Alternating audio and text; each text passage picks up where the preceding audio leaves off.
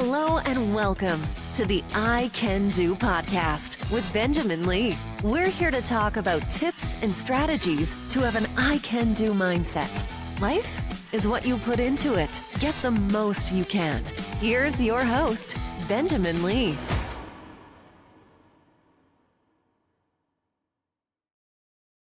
Hello and welcome to a new episode of I Can Do. I am Benjamin Lee. Thank you so much for being here. We have another fantastic guest with us today from Toronto.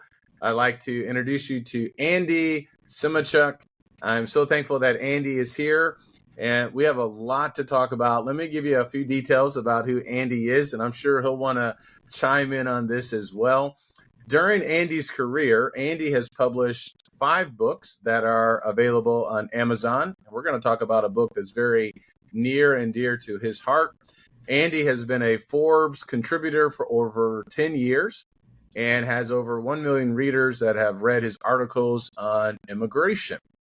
In addition, Andy is a U.S. and Canadian lawyer practicing law at Pace Law Firm in Toronto. He previously lived and practiced law in Los Angeles for 10 years and in New York for 5 years. Andy is also a former UN correspondent who worked in New York and wrote articles on immigration and human rights for Southern News Services of Canada and other media outlets elsewhere. And he is a senior advisor to the Center for Eastern European Democracy. Andy, that has been a very fantastic and interesting life and career. I look forward to learning more. Welcome to the show. Thank you so much. I'm very excited to be here with you, and I know we're going to have a good time talking about our lives and possibly a little bit about my books. Yes. Even a little about the background. Yeah. So we have a couple of things that have already connected us just before we started or before I hit the record button. We know that family is near and dear to both of us. Let's talk a little bit about family, and let's talk a little bit about this book that you're really passionate about. Right. Okay. So the book is called Solomea. There it is there, if you can see it. It's Solomea, Star of Opera's Golden Age. And I think the best way to talk about the book is to tell you a little story about Solomea and how I learned about her and so on. Please. I was going to correct what you said. She's actually my great aunt. She's my grandmother's sister. Gotcha. I apologize. And here's how the story started. I was a small kid. I was growing up in Edmonton, Alberta, Canada. And at the age of about, I'm going to say about 7 or 8 years old, I came home one day from school for lunch. And I'm sitting in the kitchen at the table eating my lunch, and my mother comes in. And she opens a letter, and she reads it, and she says, "Oh, Teta Solomea Pomerla." That was Ukrainian, and we're Ukrainian in background. I was born in Canada, but my mother and my forefathers came from Ukraine to Canada and to the United States. And I'll tell you more about that in a while. But what she said was, Aunt Solomea has passed away. Mm-hmm. That was the first time I ever heard of Aunt Solomea, the character in this book. And what struck me was, who is she? And she said, oh, she was a great opera star. And that was about it. That's all I learned about her. And I went on with my life, and it didn't mean much to me, other than it seemed kind of strange to me about how this news came to us. And as I learned later on, Aunt Solomea, the opera star, had passed on in 1952. And the event I'm talking about happened in about 1957. Meaning 5 years later. And the reason for the delay in our learning about her death was she died behind the Iron Curtain in the former Soviet Union. Wow. Now, that's not where she lived most of her life, but that's where her life ended. And I'll come back to that later in our interview about her life towards the end. Yeah. But as far as the book is concerned, over the years, I learned a little more. For example, I went to an opera called Madame Butterfly, which is quite a popular opera. Now, for the listeners, look, I'm not a big opera guy. I don't go to operas every weekend. Yeah. I'm not a big opera guy. Yeah. But I did, as a kid in high school, go to an opera called Madame Butterfly. And it was only later that I learned, when I was writing this book, that she saved that opera from extinction because the composer, a guy named Puccini, Giacomo Puccini, staged that opera without her at La Scala in Italy in 1904 to a disaster when it was first premiered. It was howled down, shouted down, people whistled it down to the point where the composer, this guy Puccini, who was a world-class composer, had to shut down the run and eventually went to a colleague of his for advice, a guy named Toscanini, who was one of the great conductors in the world. All this was happening in Milan, in Italy, saying to him, hey, listen, I love this opera. I need to stage it. But it was shut down. What do I do? And Toscanini steered Puccini, the composer, to Solomea's doorstep, saying, if you want to rescue that opera, you need Solomia to help you with it. And that's how Solomea, my great aunt, became part of that opera. Wow. And later, it was staged in 1904 to great success. And from that day to this day, it is one of the great operas of the world, one of the most popular operas of the world. That's a little story about the opera, and I might tell you a little bit more about the opera later in our interview. But that's sort of how I got into it, writing this, this book, and to the point where I decided, I need to tell the world about it. If I don't know about it, how's the world supposed to know about it? Yeah. Let me ask, how old was Solomea when she, was presented with this opportunity? And how did she... I'll tell you a little more about it. Okay. In fact, it's an interesting story, that opera itself. It might be the key story that we might relate today in this interview. She was in her early 30s at that time. Okay. But she had already reached international fame. She was a singer who knew the words and the music to 60 operas by heart. Wow. She could sing any aria, from any opera, anything by heart, right off the spot. And she did when she taught opera to students. How was she able to do that? She knew 8 languages. Wow. She was really a star, as a person, extraordinary person, in the sense that discipline, hard work, talent, athletic ability, the capacity to perform every night a different opera, night after night, without fizzling out. All these characteristics, drama. She was a great actress. She had a beautiful, clear voice. If anybody's interested, you can possibly, if you go online, you can hear, although it's scratchy because it was recorded back in the early 1900s, but you can hear her singing. Solomea Krushelnicka was her name. Krushelnicka, a tough name. Not many will remember without concentrating, but nonetheless, Solomea Krushelnicka. At that time, in the 1900s, the world's leading soprano. And for those who are in opera today, they will know the name Maria Callas, who was not long ago, the greatest soprano in the world. So Solomea Krushelnicka was the greatest soprano before Maria Callas. Awesome. But here's the story behind Madame Butterfly. Okay.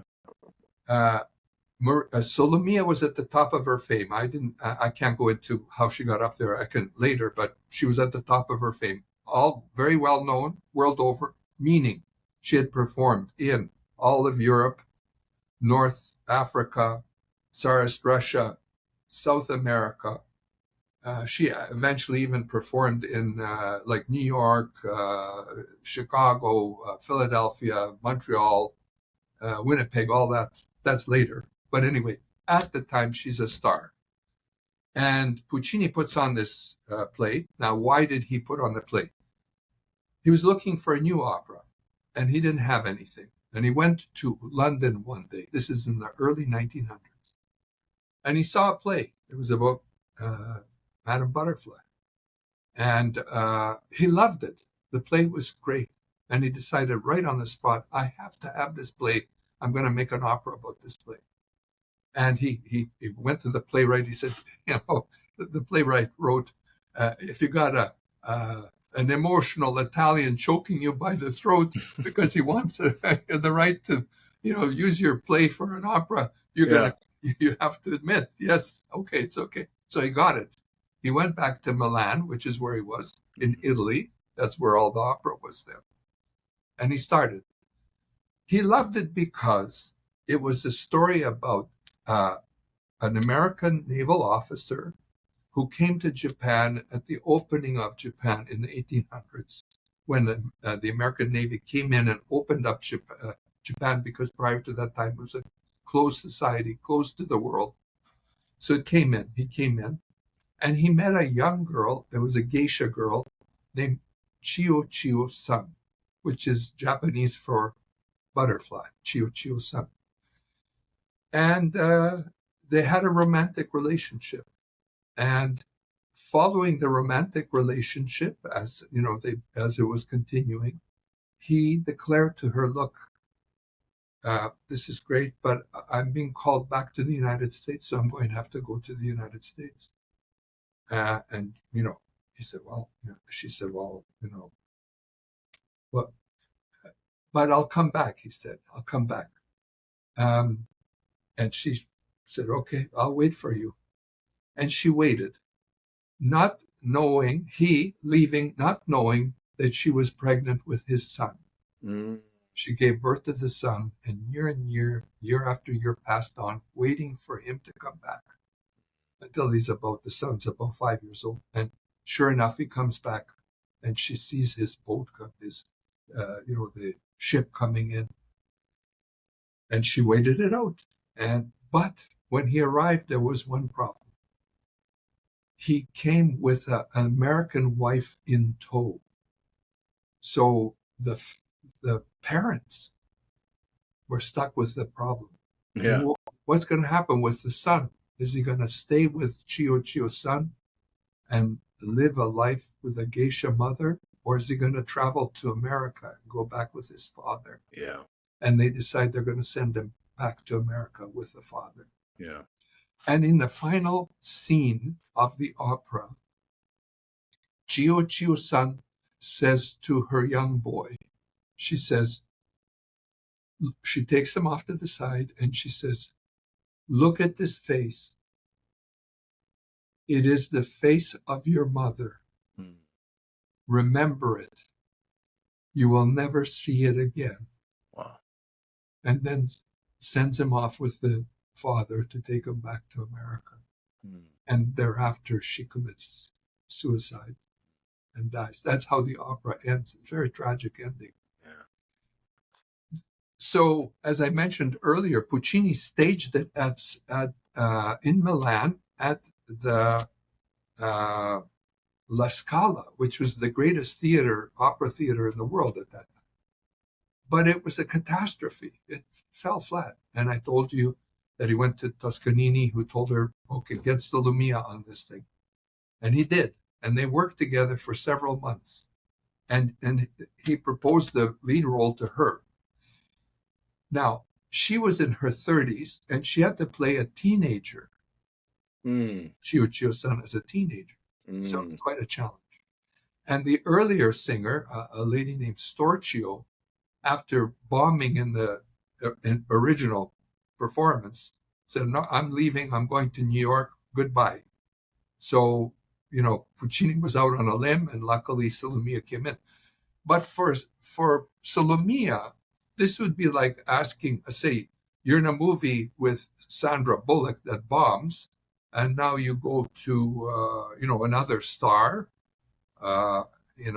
Julia, I don't know, so one of the great stars in Hollywood, and you say, Julia Roberts, would you play in this? We're going to restage this movie that just bombed, but you're going to, would you take it on? You're a great star. Well, no, but she knew them. She was friends. And she said, I'll take a risk. I'll do it. Yeah. To prepare for that opera, she wore a Japanese outfit for 2 months to put her into the role of Chiyo-san. Almost like method acting. Just fully embracing the role. Yeah. Mm-hmm. And they staged it at a Teatro Grande, which was 60 miles from La Scala in a neighboring city, Brescia. And from the opening scenes, Solomea charmed the audience. Her voice, her crystal clear voice, and her capacity to enter into the role and be the person that she's performing, won the audience over to the point where they were, cheering and asking them to re-perform. It was sort of like instant replay, but opera style back then.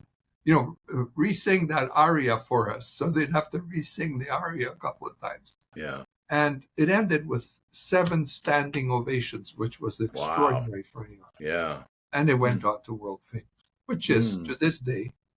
And I mentioned in high school, I went to see that opera, but I did not know at that time that my great aunt had rescued the opera. Wow. So why didn't I know? Why? And the answer is because her life, this is part of the back half of the story. Yeah, please.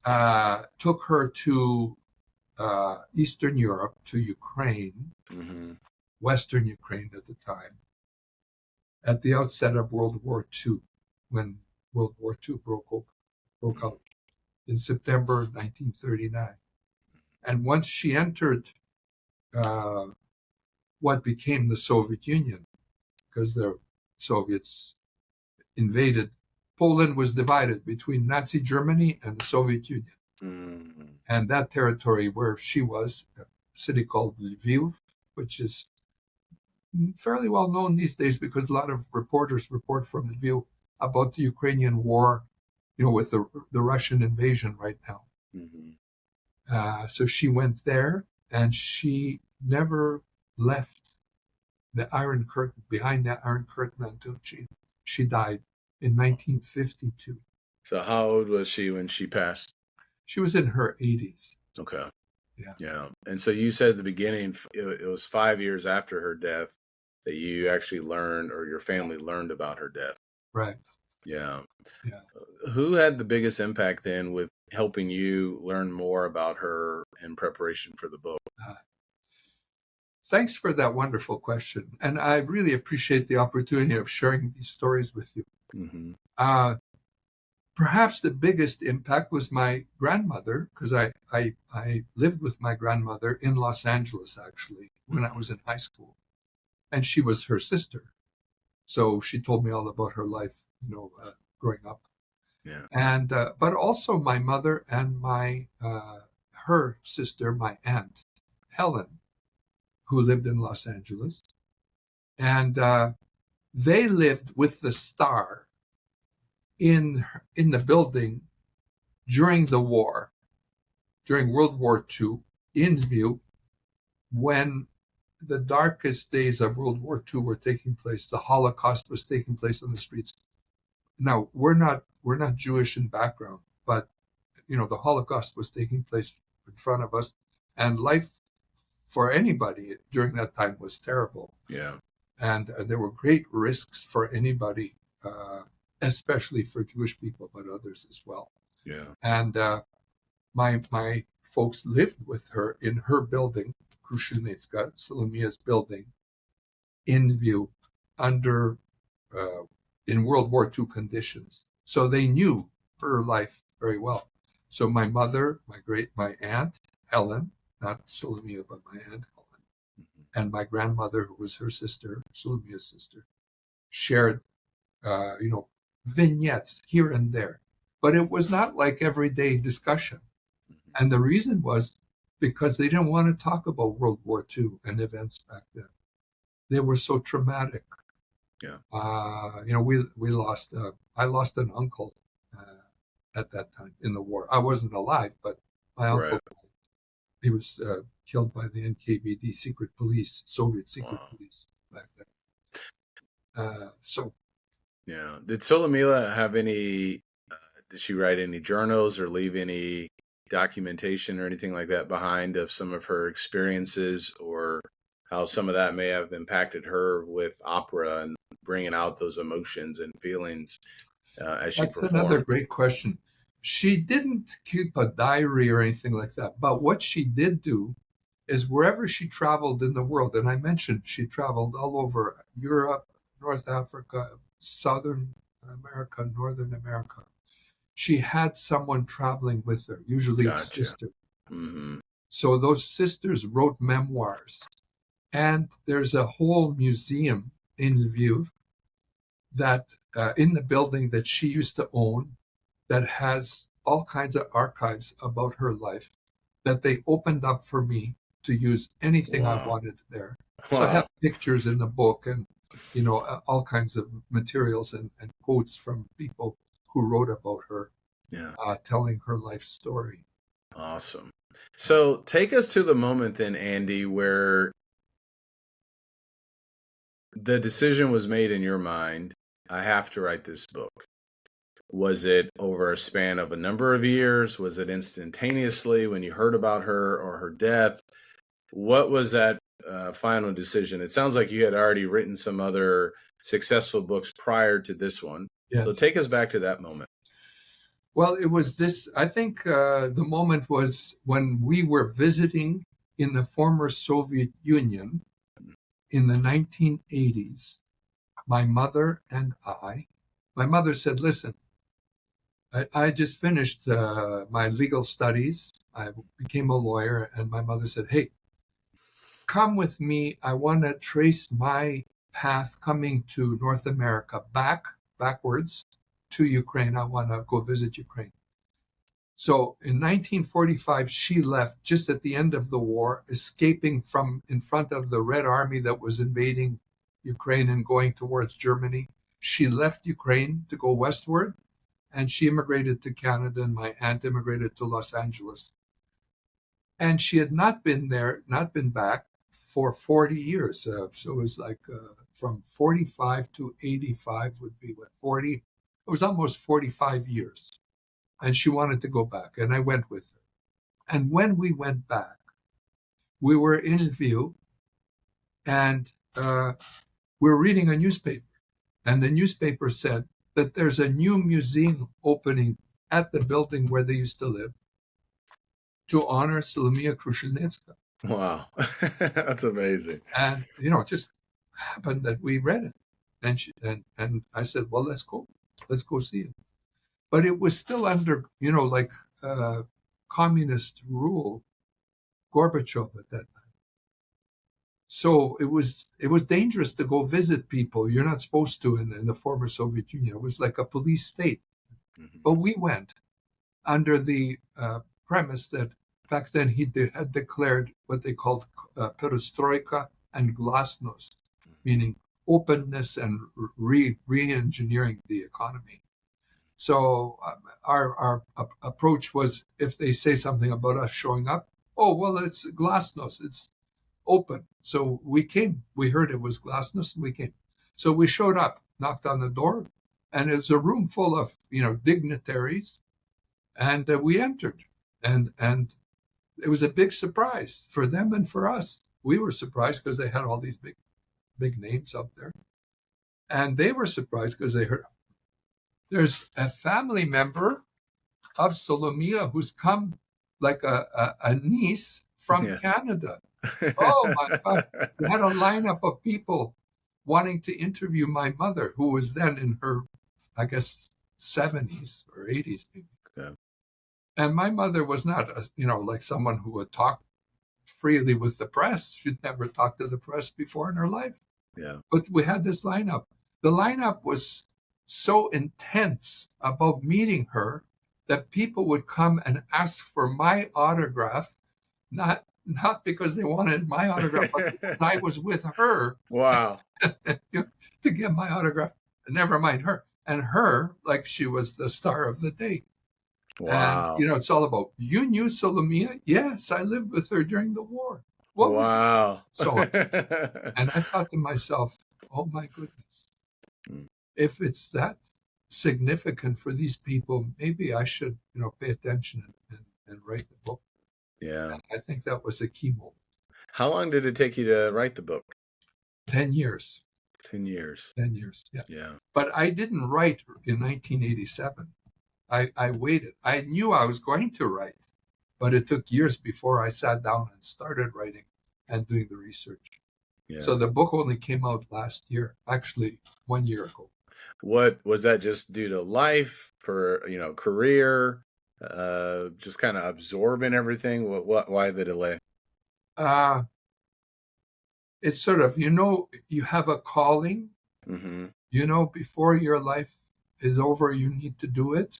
Mm-hmm. But there are, events in your life that you have to look after before you can go to it. And that's what was happening with me. Yeah. I had another book that I was writing about my mother's life. I published this book. It's called A Promise Kept, about my mother. Yeah. And I had some kids growing up and stuff like that I had to sort of look after. But I got to it, and I did it. Yeah.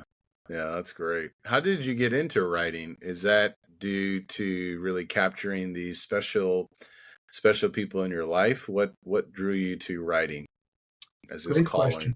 Great questions, Benjamin. No, as a matter of fact, I didn't think my life was writing. And I'll just show you, there's a plaque above my I see it. shoulder there. That's from Toastmasters International. Yes. You know about Toastmasters? I do. I've been a part of Toastmasters off and on throughout the years. So when I lived in Missouri, I believe in Rockford, Illinois, Beaumont, Texas. And I've been a part of Toastmasters as well. Okay. So I spent 35 years as a member of Toastmasters, and I became a distinguished Toastmaster at the highest level there. Over 35 years. There's some guys who can do it in 6 months. It took me 35 years. But every week, as you know, I went to a club meeting, I watched people present, and then watch people give feedback and how to improve. Don't go stand straight. Don't wobble while you're talking. Look at the audience, things like this. And I thought, this is where I belong. I should be giving presentations. But the world didn't want me there. The world wanted me somewhere else. And it was in the area of writing articles. Now, when I was in university, I share this story quite often. In English 101 at UBC, my professor, he graded my papers all F, F, F. It was terrible.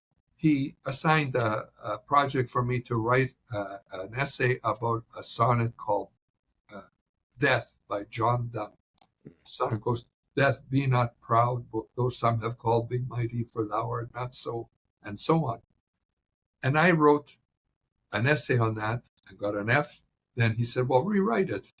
So I rewrote it, still F, F, F. I wrote that essay 5 times through that year, and other essays and so on. And at the end of the year, the guy just took sympathy on me. Okay, he gave me 50%. So I passed, because he knew if I didn't pass, I wouldn't be able to continue with my studies. Yeah. So I was pathetic at writing. But over time, if you write and you study how to write better, not just write. If you want to write, write. If you want to act, act. If you want to, play hockey, play hockey. Yep. But that's not the answer. It's act or write or play hockey but learn how to play and write better. The key is you have to study how to be better, not just do it.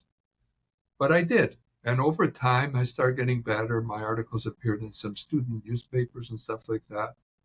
And then later, I became a journalist, and I was in New York. I became a UN correspondent, and I wrote, among other papers, for there's a group called Southern News Services back then that had newspapers throughout Canada. And my articles appeared in some of those newspapers. And so I got pretty good. And later, I went to my law practice. I'm practicing law and working with a friend here at Pace Law Firm in Toronto. We used to post little notes to people who had written immigration articles saying, oh, this is great, but you missed this point, or I think you should expand on that point.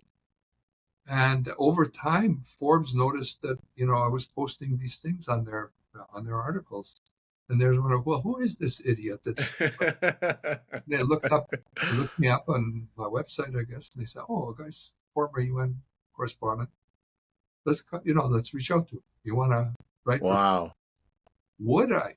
Oh, of course. Yeah, absolutely. But that's the one and only time. I just want to make this point. That's the one and only time in my life that someone said, reached out to me and said, you want to do something. Yeah. All my life, in terms of every job I applied for, anything I wanted in my life, it was always, you're too slow, you're too fast, you're too fat, you're too thin, you're too tall, you're too skinny. Yeah. You're too stupid, you're too smart. Never, oh, Andy, come on in. We've been waiting for you. You're the perfect guy for us. Never. That's a powerful story. I think that shows, I think there's a great life lesson. I got a couple of thoughts. One, I think there's a power of initiative and being proactive, right? With just making those connections and corrections. Two, you mentioned Toastmasters and you became a distinguished speaker. You mentioned, some people do it in 6 months. I know one of those guys who did that, Tristan de Montebello, and he went on to start a company called Ultra Speaking with Michael Gindler. And so I've been doing coaching with Ultra Speaking going back to 2020. So there's a variety of online games that kind of help you simulate that feeling of speaking in front of an audience. Three, I got to know, as you're now writing and publishing these books, did you ever send anything back to that teacher who kept giving you all the F's and say, hey, look what I got here, man. I got some books now.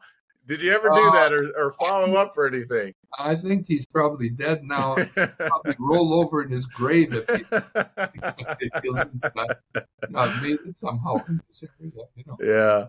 Well, let me ask you another question about Solomea. Sure. What's been the biggest impact, Andy, that she's had on your life? If you can sum it up, if there's multiple, that's fine. But you spent 10 years writing this book. You know a lot about her life. You're sharing it with the world.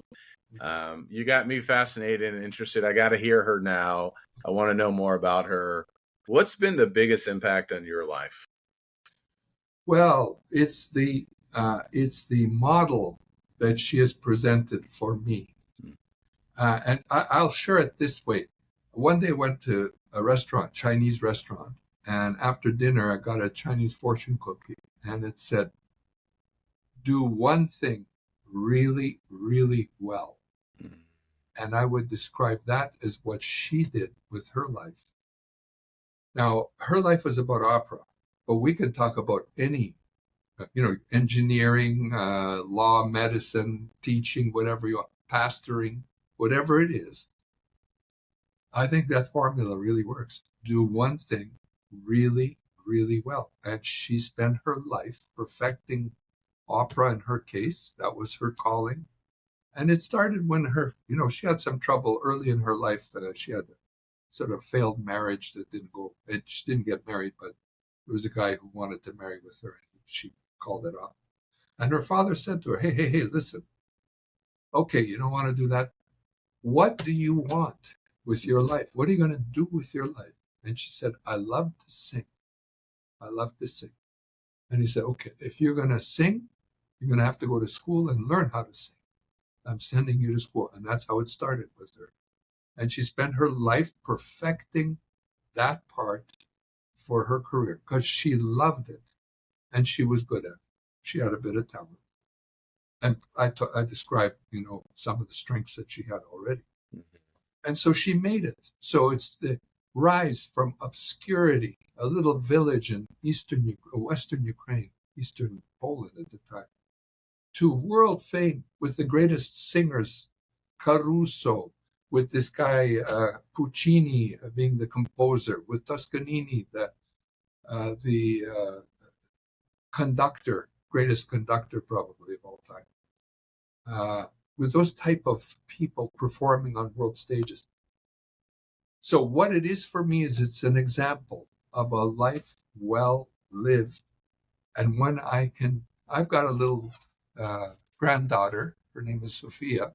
She lives in New York with my son as her father. This is a book for her, a model for her.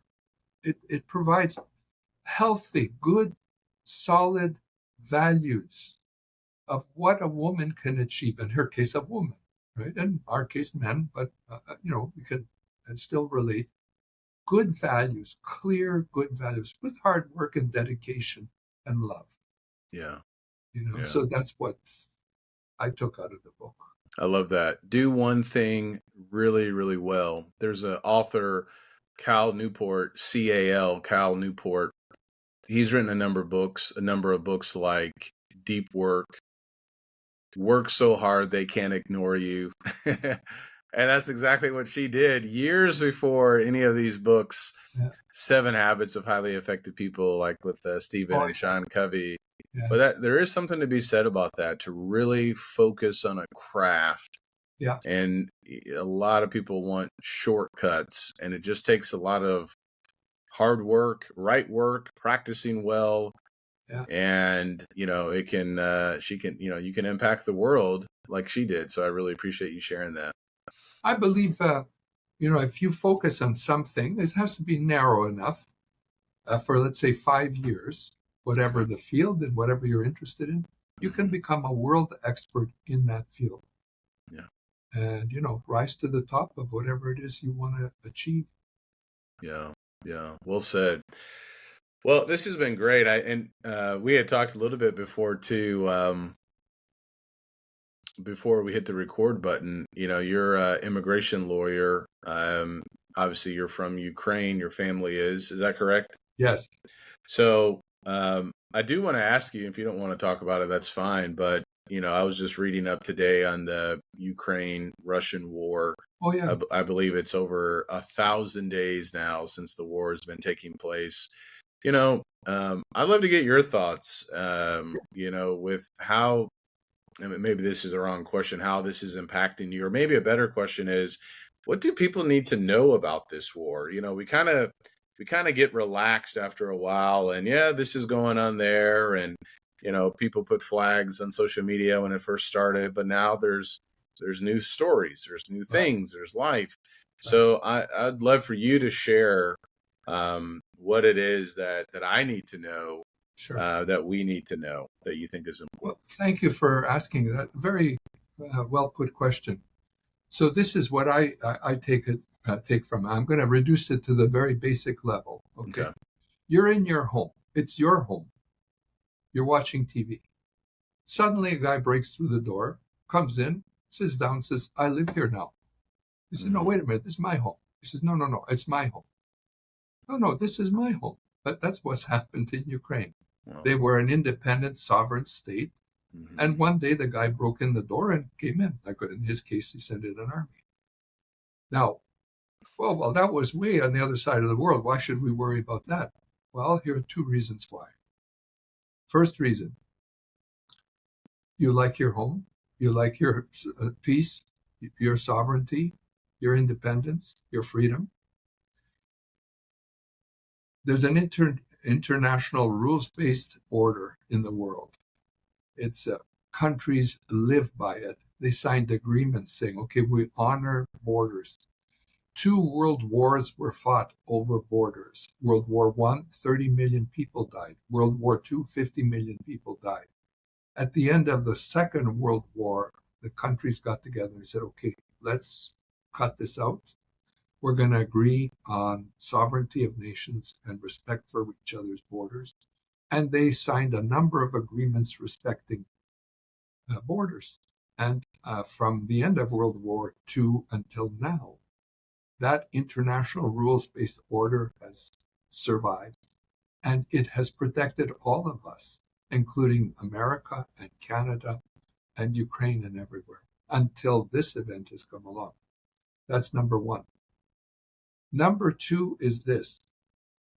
At the end and in the demise of the Soviet Union, Ukraine became the holder of the world's third largest nuclear arsenal of strategic and tactical nuclear weapons.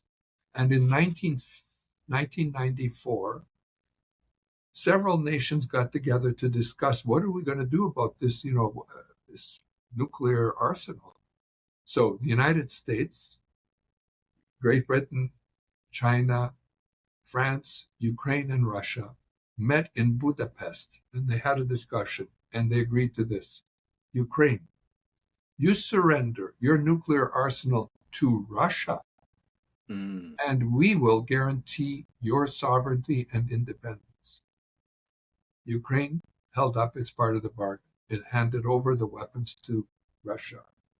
And today, the nuclear power, Russia, has not honored the agreement and has got troops on the ground in Ukraine. Today, as we talk right now, every day, 100 soldiers, Ukrainian soldiers, are dying, and probably about 1,000 Russian soldiers are dying in this war.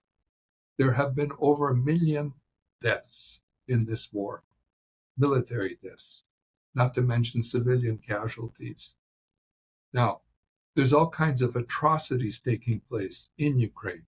There are children, over 100,000 children that have been kidnapped and taken to Russia and are taught to become Russians and to abandon their Ukrainian heritage and, hate Ukrainians.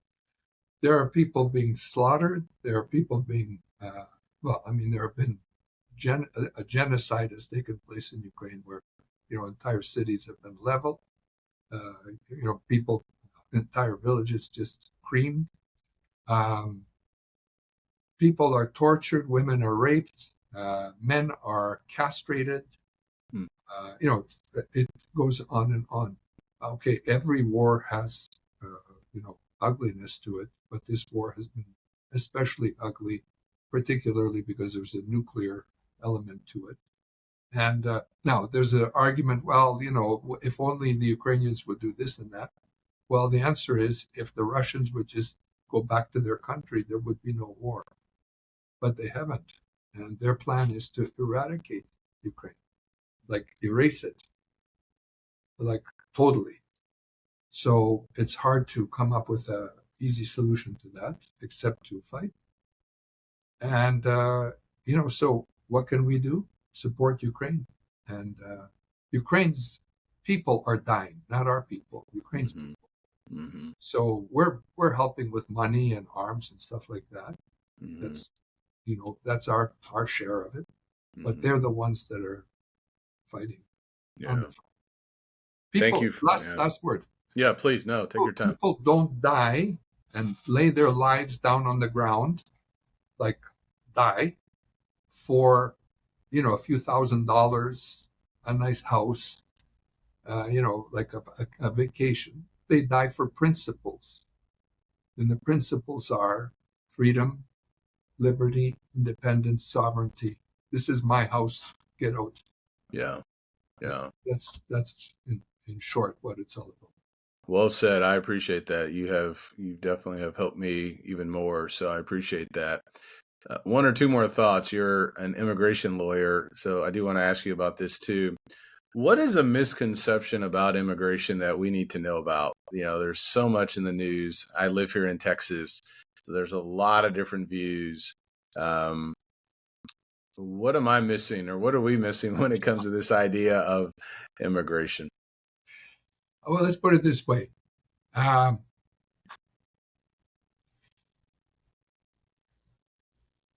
If you, I'll put it in this context, that the criminal justice system in America does not catch every criminal is not an argument for abolishing or changing the criminal justice system.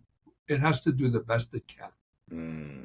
That the border does not block every immigrant who is crossing, every migrant, is not the result is not that we have to shoot people at the border, build a wall that's 50 feet high. It's impossible to solve that problem completely, even if we devoted all our resources in America to blocking anybody from coming across the border. Still they would come. But we can control who comes across the border much better than we have. And we need to. We have to block off the flow, but it's going to be a trickle. I'm sorry. Even if we spent all our money on it and did nothing else, there's still going to be a trickle. Someone crawl under, crawl over, float over, whatever, right? Yeah. But I think you got to be reasonable. Being unreasonable is to say, well, no, we're not going to, until we've completely scotched that one, we're not going to do anything else. That's like saying, well, until we catch every criminal, we're not going to do anything else. It's impossible. You have to be practical. Yeah. And the practical solutions are out there. There are ways to deal with the issue of the border and illegal people in the United States. And I don't want to get into this too far, but as an example, I'd love if it would be possible to deport 11 million people out, everybody who's illegally in the United States. But it's sort of like saying, let's catch all the sinners in the United States and deport them out. Well, hang on. I'm a sinner. We're all in trouble. Yeah. Practically speaking, what could we do practically speaking? Yeah. Let's figure out something that's reasonable and do it and get these people sorted out. All the criminals out, if they're criminals, if they're shooting, raping, murdering, all those people out. I think every one of us will agree on that. I don't think there's anybody, let's keep all these fentanyl suppliers here. No, nobody wants that. And there's about 1.5 million of those running around in the United States that we got to get rid of. Gotcha. Go for it. Yeah. As for the others, people like DACA, some kid was born at, 5 months old, comes in with his family and is now going to be deported because he's not born in the United States. Even Trump has said, I'm soft on that. I could see, something happen. Yeah. These guys who've been living here for 10 years, more than half of the 11 million illegal immigrants have been living in the United States. I think it's about 2/3 of them have been living in the United States for over 10 years. 10 years is a long time. So what do you do with a guy like that? You're going to kick him out? You're going to pull him out? I get I get the meaning. I get what they're trying to do, which is, punish people who are not going by the rules and help those that are going by the rules. But I think a thing that you have to bear in mind is there are equities involved. A guy comes, he came illegally. He's married to an American. He's got 3 kids. They're all Americans. He's spent 10 years working. He's in the community, at the church. He's at the school. He's, paying taxes and so on. At some stage, you got to say, we got to punish this guy, but you have to, you have to pick the most ferocious punishment.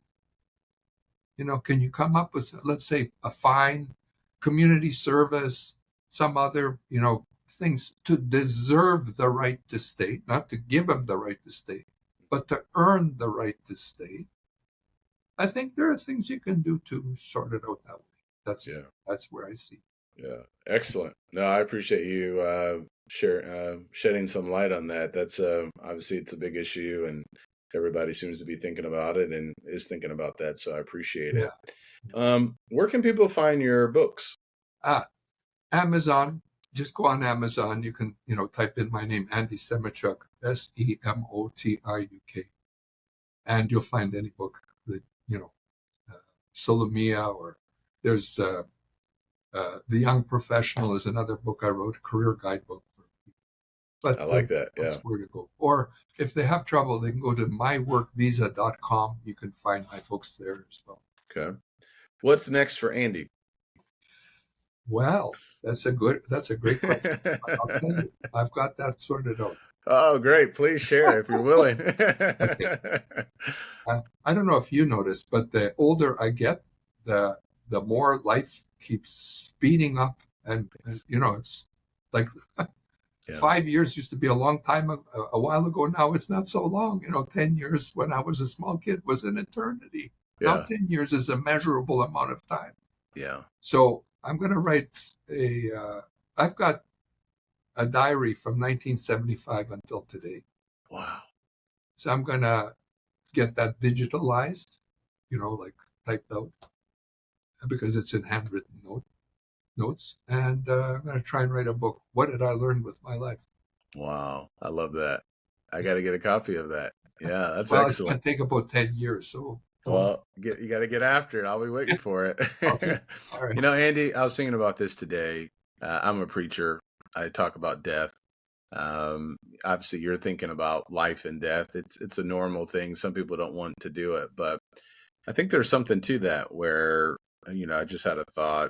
We can kind of get scared with a lot of things. And I was just thinking, you're going to die one day. Just whatever. Send the email, make the phone call, do whatever. And I think sometimes we just hold ourselves back of, maybe one day, but no, so like with Solomia, she influenced so many people, and she still continues to influence people into the 21st century, and that took action. And if I remember correctly, you said her dad, fine, we're going to sign you up. You got to learn how to write or sing music, and you got to learn everything about it. And so I think there's just something about that action, and I love that. That's an I can do mindset. That's kind of what this podcast is about. With, I told you I have an implantable cardioverter defibrillator. That's where ICD comes from, right? I can do. And there's biblical thoughts with this as well. I can do all things through him who strengthens me, Philippians 4 and verse 13. So there's something about taking action, and I love that about you with your books and Toastmasters and being a lawyer and Forbes contributor and so much more. I am a believer, and I pray. I pray to God to help me be a better person. Yeah. Well, thank you for sharing. Let's wrap up with Solomea. One final thought to wrap us up. Let's go back to her. And final thought you want to share about anything with her in your book? Yeah, I'm going to share something which tags on to what we've just talked about. When I went to see her, she's buried in the view at the cemetery there. And this is back under Soviet times. And when I entered the cemetery, what I saw, instead of crosses and, angels or whatever that you see at most cemeteries, what I saw there were hammer and sickle, red star, memorials, praise of the Communist Party, etc., in the cemeteries. And that was because at that time, it was a dictatorship. It was a totalitarian dictatorship. And they did not tolerate Christianity or faith or anything like that. And when I came to her grave, I saw there were no crosses or anything. She has a mythical Greek statue on her grave. It's I can't remember the name of the mythical person, but it's a guy who played a lyre, and they said that the story behind it was that he sang and played music so beautifully that when he played, the birds stopped flying, the grass stopped growing, and the water in the river stopped flowing. And it made me wonder, well, because she grew up, her father was a Ukrainian Catholic Uniate priest, which is part of the Roman Catholic, it's the Eastern Rite of the Catholic Church. The Pope is the head of the church. But I wondered, like, since she grew up as a child of a priest, whether she had lost her faith, and and whatever. And over time, it was a quandary for me. But I believe that, well, in part, they couldn't put a cross on her grave because it was communist Soviet Union, and there was this like barbarism about it, this like savagery about graves like that. People honoring a hammer and sickle. But today, when they mark the anniversary of her death, they have a religious procession there. They pray at her grave. I prayed at her grave, and I believe spiritually she never left that world. I believe she believed in God. Now I'm just I don't have proof. Not even in the book could I prove it, but I do believe. Apple does not fall far from the tree. From where she started to where she ended up, I think it's not that far. Yeah. And so that's a thought I leave with. Yeah. Andy, this has been fantastic. We're gonna stop this. Don't hang up on me yet, but to the listeners, thank you so much for listening, and please check out Andy's book and all of his books. Thank you so much, Andy, and we'll talk to you guys later. Take care.